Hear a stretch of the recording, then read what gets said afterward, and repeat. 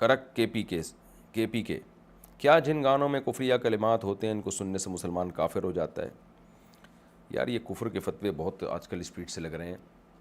کافر نہیں ہوتا، لیکن ایک تو کفریہ کلمات ہوتے ہیں بے کہ نہیں ہوتے. بعض دفعہ شاعری میں شاعر کا ایک تخیل ہوتا ہے، اس کا کفر سے تعلق نہیں ہوتا. جیسے علامہ اقبال نے جب شکوہ لکھا تو اللہ سے بہت ساری شکایتیں کی علامہ اقبال نے. ان شکایتوں کا حاصل یہ تھا کہ مسلمان تو تجھے مانتے ہیں اور تیرے نبی کو بھی فالو کرتے ہیں اور ان کا تو نے یہ حشر کیا ہوا ہے، اور کافر جو پھلتا پھولتا جا رہا ہے.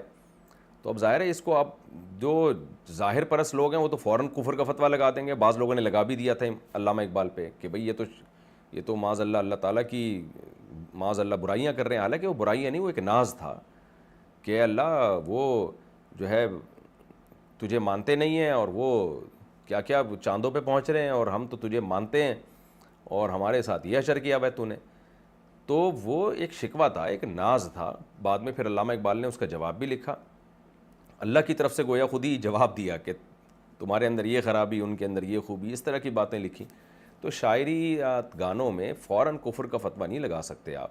ایک شاعر کا ایک تخیل ہوتا ہے. ہاں واضح طور پر اللہ کی معاذ اللہ گستاخی ہے، یا سید الانبیاء صلی اللہ علیہ وسلم کی معاذ اللہ کوئی گستاخی ہو رہی ہے، یا کوئی بالکل ہی ایسی بات ہو رہی ہے، تو پھر اس گانے کو بالکل ختم کرنا چاہیے، اس کا بائیکاٹ کرنا چاہیے.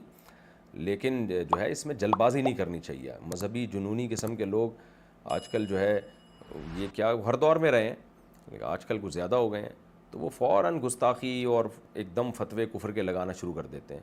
شاعری کی دنیا ایک الگ ہوتی ہے، اس کا ایک شاعر کا ایک تخیل ہوتا ہے، وہ شاعری والے انداز میں اپنی بات کو لوگوں تک پہنچانا چاہتا ہے.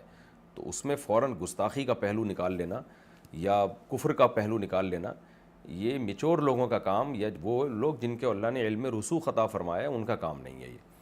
تو بہرحال پھر بھی اگر واقعی 100% کوئی کفریہ جملہ ہو گانوں میں تو سننے سے کافر نہیں ہو جائے گا، لیکن گناہ گار تو گانا سننا تو ویسے ہی غلط ہے، لیکن اگر اس طرح کا گانا سنے گا تو یہ اور زیادہ غلط ہے.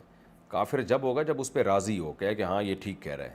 تو کفر پہ رضا جب کا اظہار ہوتا ہے تو انسان کافر ہوتا ہے. رضا کا اظہار نہ ہو تو پھر کافر نہیں ہوتا، لیکن بہرحال خطرہ ہوتا ہے کہ یہ بے ایمان والی موت نہ مرے، کیونکہ اس نے اس کو ہلکا سمجھا. تو یہ ہے پوری بات. جلدی فیصلہ نہ کریں کفر کا، اس کی تعویل کریں حتی الامکان، اور اگر کوئی واضح طور پر بالکل ہو تو پھر نہ سنیں اس گانے کا. لیکن سننے والے پر بھی کفر کا فتویٰ نہ لگائیں جو سن رہے ہیں.